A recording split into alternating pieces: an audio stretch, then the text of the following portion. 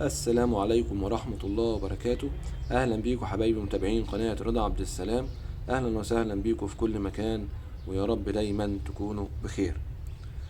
النهاردة بإذن الله هنتكلم بالتفصيل عن سوسة الريش، وهنعرف أعراضها والطيور المصابة بيكون شكلها إيه، وأفضل طريقة للعلاج بتكون إيه. الفيديو من الفيديوهات المهمة جدا يا جماعة، وإن شاء الله هتستفيدوا منه كويس قوي، وهتعرفوا إزاي تتعاملوا مع المشكلة دي، وإزاي تعالجوا طيوركم بطريقة صحيحة بإذن الله، وتقضوا على المرض ده وما ينتشرش عندكم في مكان التربية بإذن الله. وإن شاء الله هتشوفوا دوت بإذن الله. ركزوا في كل نقطة بتتقال، واهتموا بكل معلومة بتتقال فيه، وطبقوها بشكل صحيح، وبإذن الله هتشوفوا النتيجة إن شاء الله مع الطيور المصابة. كل ده هنعرفه النهاردة بإذن الله. بس في البداية يا ريت يا جماعة اللي ما اشتركش في القناة يشترك، وفعلوا الجرس عشان توصل لكم الفيديوهات أول بأول، واعملوا لايك وشير للفيديو عشان يوصل لأكبر عدد ممكن من الناس. في البداية لازم نعرف ايه هو سوسة الريش او تساقط الريش او الفرنش مولت، ونعرف الطيور المصابة بتكون اعراضها ايه، لان في ناس كتير قوي يا جماعة بتتلخبط بين تساقط الريش وبين التمليح. في فرق كبير قوي بين الاتنين، حتى طريقة العلاج بتكون مختلفة بين الاتنين. وكنت اتكلمت في فيديو سابق قبل كده عن الفرق بين التمليح وبين سوسة الريش، هيظهر عندكم في الاي اللي فوق دلوقتي للي يحب يخش يتفرج عليه ويستفيد بيه، عشان يقدر يفرق اذا كانت طيور مصابة بالفرنش مولت او بالتمليح. نيجي بقى للفرنش مولت او تساقط الريش او القلش الفرنساوي زي ما بيقولوا عليه، وهو مرض يا جماعة بيصيب طيورنا، وبيكون السبب فيه او السبب اللي بيخلي الريش بتاع الطيور تقع هو ان الدم ما بيوصلش للريش. ودي نقطة مهمة قوي، وركزوا فيها عشان هي دي اللي هتفرق معانا في العلاج، وهنعرف السبب بتاع المرض ايه.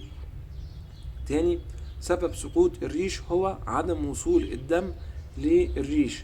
بيكون منبت الريش فيه مشكلة، فبالتالي ما بيوصلش الدم للريش، فبيؤدي الى سقوط الريش.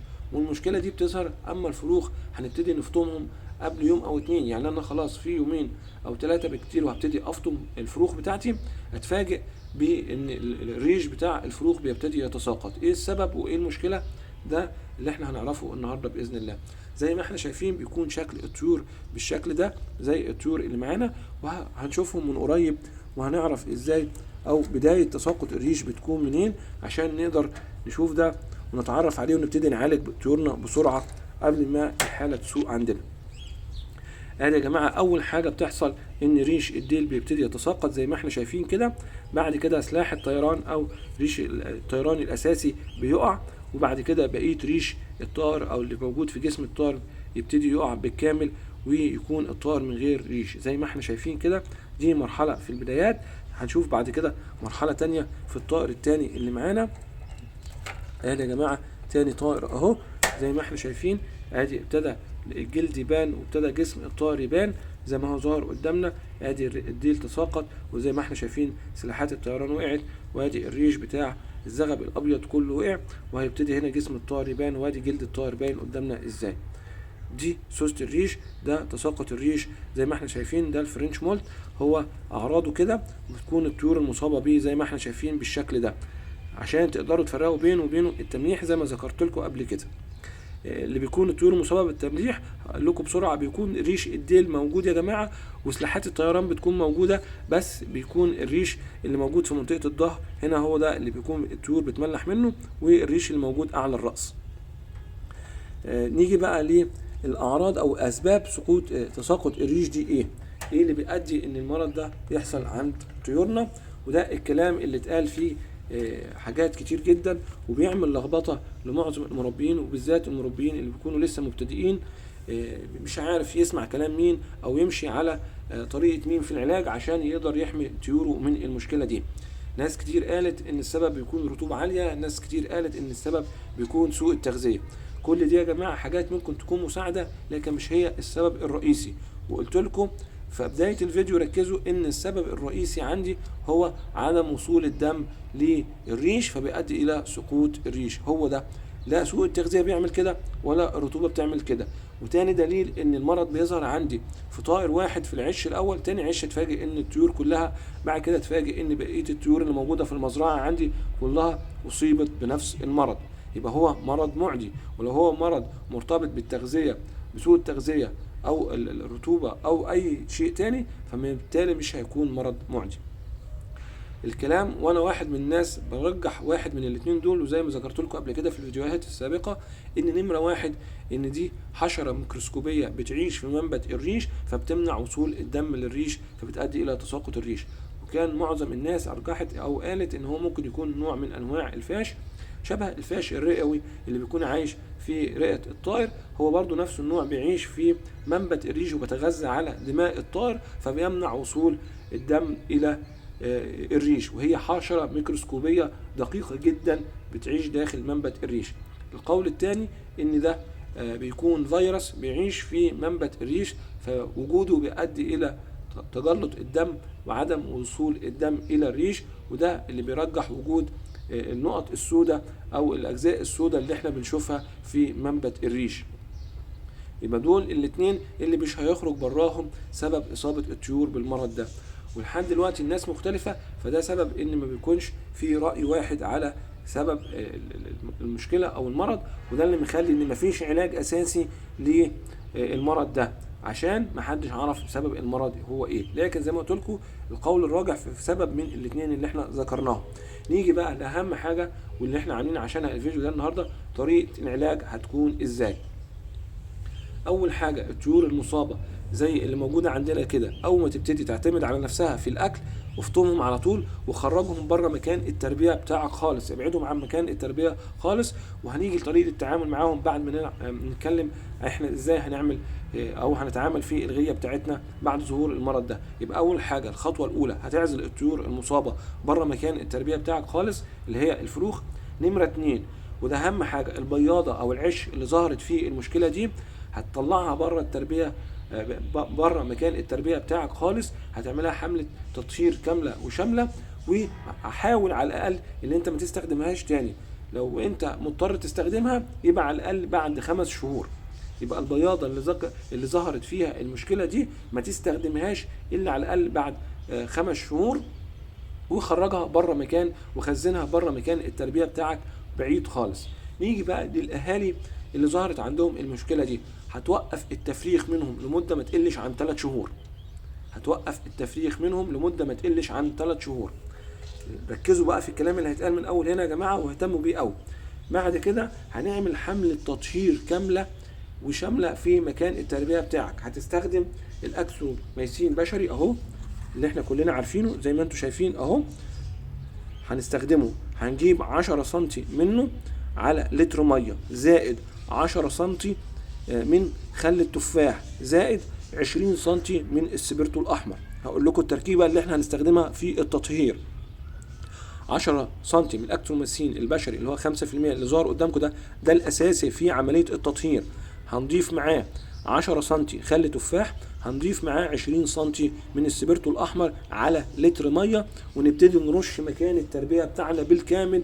إذا كانت عشوش أو أقفاص أو الجدران أو الأرضية، هتستخدم حملة التطهير هتطهر المكان كله بالكامل. بعد كده هندي كورس رافع مناعة لطيورنا. هنستخدم ايمولونت بشري اهو زي ده، هتحط 5 سنتي على لتر ميه لمده 3 ايام، وتدي طيورك كلها، كل الطيور اللي موجوده عندك في المكان هتديهم رافع المناعه ده لمده 3 ايام على الاقل. تديهم لمده 3 ايام، هتحط 5 سنتي على لتر ميه وتدي الطيور اللي موجوده عندك كلها. بعد كده هتستخدم الفيتاماونت ده، هتدي منه لطيورك كلها لمدة اسبوع 5 سنتي على لتر مية، وتدي الطيور بتاعتك كلها لمدة اسبوع. الفيتا ماونت زي ما احنا شايفين ده فيتامينات للاطفال بشري، هتحط 5 سنتي على لتر مية وتدي الطيور الموجودة عندك في المكان كلها. بعد كده تدي كورس برضو لمدة 5 ايام، هتريح يومين بين الكورس بتاع الفيتامينات، وتستخدم الديكال ب 12 ده كالسيوم للاطفال، هتحط برضو 5 سنتي على لتر ميه وتدي الطيور بتاعتك كلها. لو انت ما عندكش كميه طيور كتيره وجزء او 2، يبقى الجرعه اللي انا ذكرتها دي هتطبق في كل اللي فات، بس هتحط 5 نقط بدل 5 سنتي، هيكونوا 5 نقط على المزقه. لو انت ما عندكش كميه طيور كتير ومش بتحط باللتر، يبقى 5 نقط على المزقه او 5 سنتي على اللتر ميه. ده اهم كورس لازم تعمله وتستخدمه لطيورك، وباذن الله هتشوف النتيجه ان انت هتقدر مش هيظهر عندك تاني. اما بقى الفروخ المصابه هنديهم كورس مكثف لمده شهرين من الحاجات اللي احنا ذكرناها، الكات الفيتا ماونت او الديكال بي 12 او رافع المناعه، هتستمر لمده شهرين، تديهم تخلص 5 ايام تريح يومين، وتديهم تخلص 5 ايام وتريح يومين، وبعد كده تكرر معاهم الجرعات دي. وفي الاخر هتستخدم ده في اخر الشهر لمره واحده بس، وهو الافوماك. الافوماك زي ما احنا شايفين اهو، ده هتستخدمه مره واحده بس، هتحط منه اسفل جناح الطائر زي ما هوريكم دلوقتي. بسم الله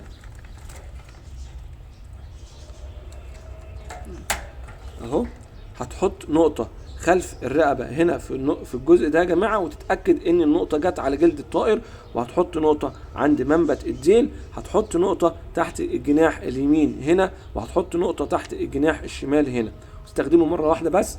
زائد الاهتمام بالتغذيه والحبوب المستنبته. الطيور المصابه دي لازم تتعرض للشمس اقل حاجه 2 ساعة كل يوم، تعرضهم للشمس وباذن الله هيخفوا، وان شاء الله الريش هيكمل ويطلع عندهم تاني. اهتم بتغذية الاهالي كويس جدا، قدم احماض امينية، قدم حبوب مستنبتة، تنوع في الخضروات وخلطات الحبوب اللي بتقدمها لطيورك، وان شاء الله مش هيظهر عندك تاني المرض ده. اهم نقطة براجعها معاكم تاني، العش المصاب او البياضة المصابة اعزلها ويخزنها بره مكان التربيه بتاعتك خالص، والافضل ان انت تتخلص منها. الاهالي اللي ظهرت عندهم المشكله دي ما تفرغش منهم لمده 3 شهور، وتهتم بالتغذيه بتاعتهم زي ما قلت لكم برفع المناعه وبقيه كورس الفيتامينات اللي قلت لكم عليه. دي افضل طريقه لعلاج سوسة الريش، ودي باذن الله هتجيب معاكم نتيجه كويسه جدا جدا ان شاء الله لو اتبعتوا الخطوات اللي احنا ذكرناها. دي كانت نهاية الفيديو بتاعنا، يا رب اكون قدرت اوصل لكم المعلومة وتستفيدوا بيها.